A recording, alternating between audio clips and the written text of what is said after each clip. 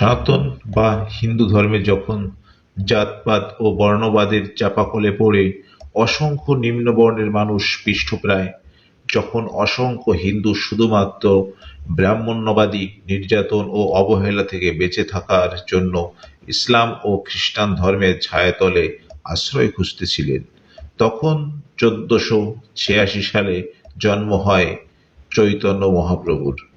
এই জাতপাত বর্ণবাদ বহমানে 1412 সালে আবির্ভাব হয় পূর্ণব্রহ্ম শ্রী শ্রী হরিচাঁদ ঠাকুরের। চৈতন্য মহাপ্রভু ও পূর্ণব্রহ্ম শ্রী শ্রী হরিচাঁদ ঠাকুর, তারা দুজনই ভক্তি আন্দোলনের মাধ্যমে নতুন ধর্ম দর্শন বা নতুন ধর্মাচার পালনের পথ সৃষ্টি করেন। চৈতন্য মহাপ্রভু সৃষ্টি করলেন গৌড়ীয় বৈষ্ণবীয় ভাবধারা এবং হরিচাঁদ ঠাকুর সৃষ্টি করলেন মতুয়া বা সূক্ষ্ম সনাতন ধর্ম। দুজনের জাত পাত এবং বর্ণপ্রথা মানতেন না।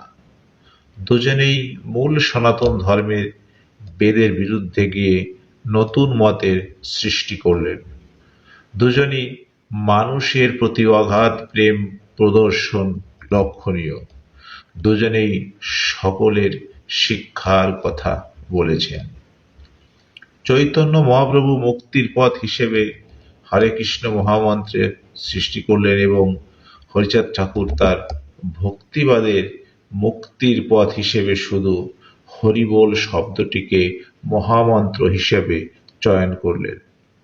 চৈতন্য মহাপ্রভুর প্রথম স্ত্রী মারা যাওয়ার পর দ্বিতীয় স্ত্রী গ্রহণ করার পরেও তিনি স্ত্রী এবং মাতাকে ত্যাগ করে সন্ন্যাস ধর্ম গ্রহণ করলেন। কিন্তু হরিচাঁদ ঠাকুর এক নারী নিয়ে গৃহস্থ ধর্ম পালনের শিক্ষা দিয়ে গেলেন। তিনি বললেন, গৃহেতে থাকিয়া যার হয় ভাবোদয়, সেই পরম সাধু জানিবে নিশ্চয়। চৈতন্য মহাপ্রভু শ্রীকৃষ্ণকে একমাত্র উপাস্য হিসেবে বেছে নিলেন, কিন্তু হরিচাঁদ ঠাকুর ঈশ্বরকে আত্মদান করার কথা বললেন। চৈতন্য মহাপ্রভু এবং হরিচাঁদ ঠাকুরের আবির্ভাব না হলে হয়তো আজকে সনাতন ধর্মের অবশিষ্ট অংশটুকু থাকতো না।